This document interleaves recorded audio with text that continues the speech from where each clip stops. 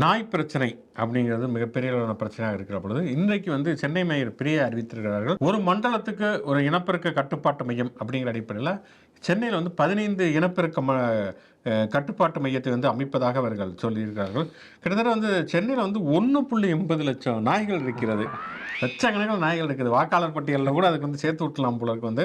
அவ்வளவு நாய்கள் இருக்கிறது. இதில் 27% நாய்களுக்கு மட்டும்தான் இது கருத்தறிங்கிறது செய்யப்பட்டிருக்கிறது அப்படிங்கிற மாதிரி சொல்கிறாங்க. கடந்த 10 ஆண்டு கால அதிமுக ஆட்சியில் அதை பற்றி கண்டுக்கவே இல்லை போல இருக்குது. அது பாட்டுக்கு குட்டியை போட்டு 16 பெற்று பெருவாழ்வு வாழ்க அப்படின்னு சொல்லிட்டு தெருக்கள் முழுக்க திருந்து இப்போ எந்த தெருக்குள்ளே நுழைஞ்சாலுமே நம்ம தெருக்குள்ளே நம்மளோட இருக்க பயமாக இருக்குது. ஒரு 15 நாய்க்குட்டிகள் அப்படியே சிங்கிளாக தான் வராது, அது ஜங்கிலாக வருங்கிற மாதிரியே கூட்டம் கூட்டமாக வருவது அப்படிங்கிறத பார்க்குறோம். நம்ம குறிப்பாக பார்த்தோம்னா நம்ம தொடர்ச்சியாக டெய்லி காலையில் கிளம்பி வரக்கூடிய தெருக்களில் நைட்டு ஒரு 9 மணிக்கு போகிறதுக்கு பயமாக இருக்கிறது.